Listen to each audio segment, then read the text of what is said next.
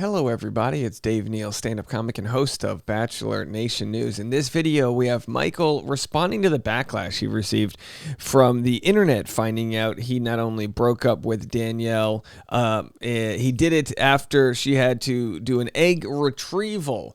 So we're going to get into this story. There's not too much to update you on, but he says, you know what, I think I'm going to go dark for a little while, which is, of course, a way of saying, internet, get away, you're affecting my mental health, which, some might say is justified. I don't think it ever is, but we'll get into this story. Do me a solid, follow me on Instagram at dneals, patreon.com/Dave Neal for behind-the-scenes bonus content, and every afternoon, Bachelor Rush Hour, the hit podcast. So I'm going to share this story and play for you what Michael had to say, and then I've got two other stories I'm going to get to. Bonus stories, Tyler Cameron and also Michelle Young. So we'll get into all of that in this video. I got a hell of a day today, folks. I'm recording this at 6 a.m. You don't believe me? Look at that, 6:09 a.m. Oh, I got a hell of a day. I got to go take my dog back to the vet. We took him yesterday. He needs a lot of work done in his mouth, and my wife and I are going on a once-in-a-lifetime across-the-world trip on Thursday. So, of course, whenever we're about to go on a trip, the dog finds a way to get sick. It's going to be a very, very expensive day, but fingers crossed he's going to do okay in his oral surgery today. But I have to take him to Venice, which is an 80-minute drive. It's Los Angeles, folks. All right, so either way, we're going to get into that. That's why if my next video is made in my car, you'll know why. All righty. Because I'll be stuck in traffic. So we made all these videos of Danielle calling out Michael. So he announced on Trading Secrets podcast that he broke up with Danielle. It was like 13 weeks ago. And she said she was shocked at the way he announced it, which I can understand, but also it's 13 weeks. Like, what are you supposed to do? Never talk about it? What he should have done is said, hey, it's been a while. I'm going to address it. But, he just broke up. And then he responds to Danielle with this Instagram Q&A, which of course, and look, I get it. I get the need to want to correct this scenario, but this is probably one of those cases where the people that don't like you are going to not change their mind. And I have to realize this myself when I try to argue with people, that the people that don't like me aren't going to change their mind. And what they think of me is most likely none of my business. You have to remember that. It's what you think of me is none of my business. So here's what Michael says. He posted this. Let's play the 15-second clip from his interview on Trading Secrets podcast. Believe in yourself. Take chances. Bet on yourself. A lot of times, just through conversations I've had with people, is that they think that the cost of success is so high because of what they have to. All right. So either way, didn't really get too much out of that, but that's what he posted, a clip. And then he said, and with this, I'm going dark for a while. Need a break from social, focusing on the things that matter, the things that are real. Also taking time to improve myself. Thanks to all of those that have supported me this week. I know who you are and won't forget it. And again, my final thought on Michael, it's like, look, let's just not hold influencers and alumni up to be anything better than they are. Let's just treat them as humans with a soul that are just trying to work on themselves. And clearly, Michael's working on himself, and his relationship didn't work out. And we don't know the behind-the-scene dealings of why that was and how he played a factor and how Danielle played a factor. We wish them both success. I don't know how else to say it. It's like, maybe he's having a hard time finding the one to replace, whatever. Okay, like that's for him to figure out. All right, so either way, people are kind of feeling their feelings on it. Now, let's just jump topics. So Michael's off the internet. That's a hard breakup, and they did it in a way that was unconventional, but there really is no rule book to how this all goes down. Now, we go to Michelle. From Michael to Michelle. She says, can't wait to hit you all with all the details, workout and meal prep things, teacher resources, and what I already know will be my favorite, the face-to-face chats. So here's Michelle's announcement of what she's going to be getting into next. I feel like I'm always so bad at this, but I'm happy to announce that I'm officially on Patreon. I'm honestly really excited to be on this platform because I have the opportunity to build a community that is a safe space, that is uplifting. There is so much I get to share with you guys, including all my workouts. Yes, the arm routine that you guys have been asking for so long, but I have meal plans to go with it. And then we have the exclusive content from behind the scenes back when I was filming The Bachelorette to some other filming that has been taking place. And then, of course, some personal life updates. Yeah. And then my personal favorite is once a month we get to have a video call where we get to chat live, face-to-face, discuss topics, Q&A, all that good stuff. So Michelle posted she's going to be on Patreon, and some people asked, what is Patreon? Patreon is essentially a platform where you pay the creator an X amount of dollars per month, a price that they set, and in return, you get bonus content. This pisses a lot of people off because, we've been trained to get our content for free online. Now, but there's no such thing as a free lunch. We know that, right? We know that in economics. If you want to use your Facebook app on your phone, it's quote unquote free. Then they sell your soul to the devil, or the highest bidder, whoever it is. And there's just no such thing as free. You watch videos on YouTube, you have to watch the ads. That way I make money and can make more videos. You want to watch something on TikTok, every third TikTok is an ad. No such thing as a free lunch. Basic economics 101, right, folks? But either way, Michelle is entitled to give her content away or charge a membership fee. She's entitled to that. And I'm sure she's had a mental health rut where she's had to deal with people. So let's put it this way. Michelle, as a teacher, was pimped out by the Bachelor producers as like, she's different. And again, they didn't say this in their promo, but they made it seem like she was holier than thou, when in fact she's essentially, anyone else who goes on the show. She was looking for love and looking for something else, and she got a whole bunch of new audience, and she got several $100,000 to buy what I'm assuming you could buy a mansion in Minnesota. Go to Duluth for $300,000. No, okay, well, I'm kidding. Don't cue the people from Minneapolis. Actually, it's very expensive here. Whatever. Okay, I'm sure it's lovely. I'd love to come up and do a show and go ice fish. Who's got an ice fishing tent? Can we go in there and do some ice fishing? All right. Anyway. She's entitled to figure it out, and it's been a couple years, and it's been hard for her. It's been hard. She said she got pneumonia, so couldn't go on the Blake Moynes trip when she was supposed to go to Madagascar. I'm assuming that's true. I'm not here to question her. You get all the shots to go to a new foreign land, and maybe she wasn't able to qualify for that.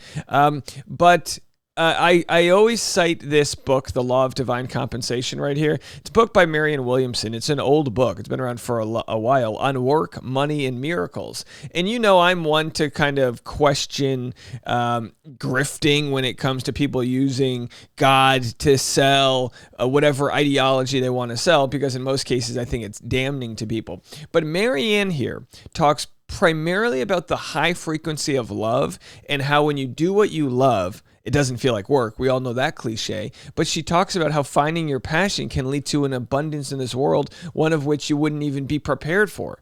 She says, and I quote, "One of the most positive transitions you can make is from viewing your work as a job to viewing it as a calling." Marianne Williamson, The Law of Divine Compensation. So my wish for Michelle is she truly figures out what she loves, find a way to share that, and then the money will follow because you'll love doing it. You'll have so much passion doing it. That's got to be very hard when it comes to trying to fit into the influencer world in Bachelor Nation. We've seen people like Brandon and so many others. Brandon from Serene, that relationship that failed. We see it so often where people have a real hard time getting into the social media game. With Michelle, her main criticism for people is that she doesn't follow through on all of her new ideas. And I see that as a way for her to calibrate and realize, okay, maybe her brain operates in a way that it is hard to follow up on a lot of ideas, and maybe that's just a barometer or like a direction, which means you got to head in a new direction because the ideas that you have are just not the ones that really tickle your soul. So for her to get on Patreon, a lot of people saying, who would pay this? What, it's like, look, this is Michelle Young's donut shop. We used the donut shop metaphor yesterday, right? This is her donut shop. If you don't want to go to her donut shop, get the hell out of here. Let her do what she wants to do.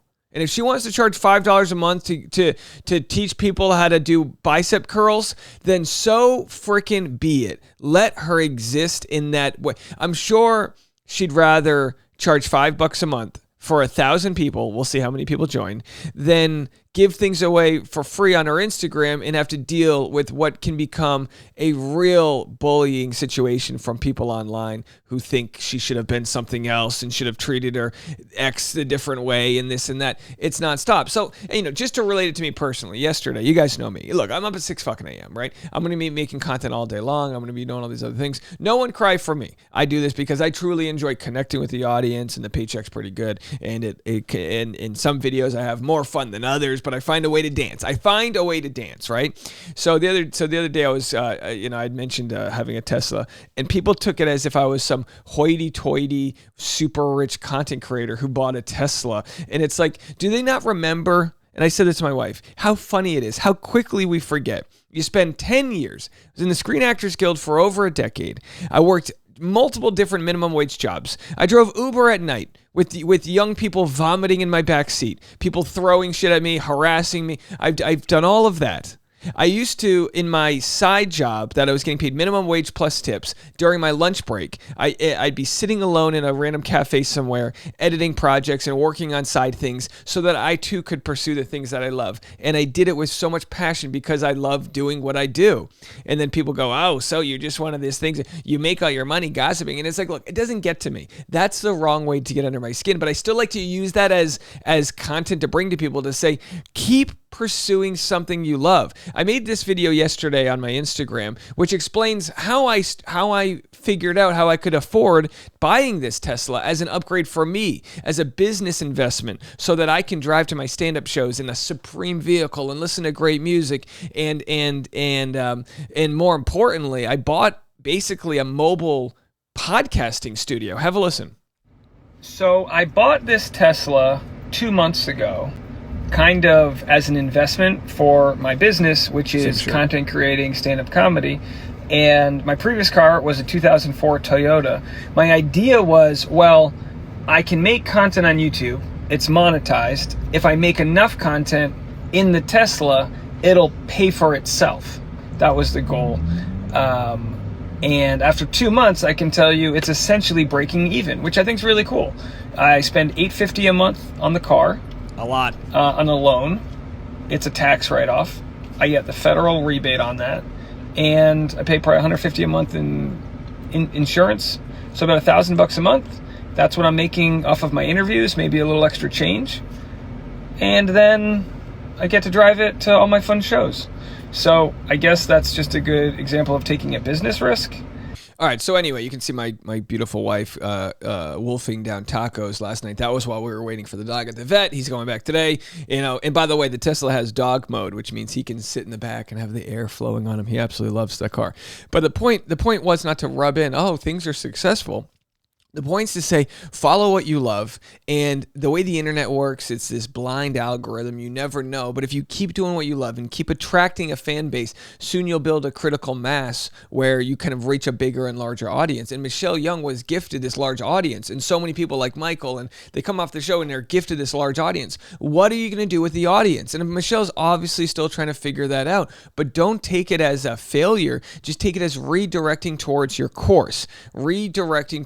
And again, I'm not rubbing things in. I'm saying when things started going well a couple years ago, I thought about what I needed to do to protect myself. I got better health insurance, and I started taking care of my body better. And things that, like, if I'm going to show up every day and make 50 whatever videos a week or a month or whatever it is, I'm going to have great immune system, and I'm going to need all these other things. I'm going to need to take care of my wife. I was presented with this amazing opportunity. And I know, as people remember Bookshelf Dave, or when I had a lousy studio, or something I still say it is, my green screen doesn't always work appropriately in the middle of the night, but the sun hasn't come up yet. But it's all about finding out that vibrancy of what it is. And you might be a mommy blogger. You might have every technique in the world about how to breastfeed. Maybe you run a breastfeeding seminar. And if you want to take that to enough people that need your help and need your love and your empathy and your love during a tough time, or whatever the case may be, the point is that you can figure it out. As soon as you feel like, oh, this feels easy, that's it. That's what you need to be doing. It feels easy. And that's not because it's necessarily easy. It's because you're so good at it that it doesn't feel like work. That's your following. Go towards that. I had a third video on Tyler Cameron I was going to play. We'll have to get to that later on in the day, or I'll share it on Bachelor Rush Hour, the podcast, because I'm out of time. Look, I just ranted a little bit. Forgive me. Maybe someone needed to hear this. Maybe it didn't. But for anyone shaming Michelle, you can join my Patreon, patreon.com/Dave Neal. We have several hundred people that support us. It's about 10% of our monthly revenue, so it actually really does help. And it's kind of like covers all of our business expenses and things like that. But again, if we're ever knocking somebody for charging more money for something than someone else, just remember, it's capitalism, baby. And as long as they're not hurting anybody or exploiting any resources, let them dictate their value. What is yours? We'll be back in a minute with more content.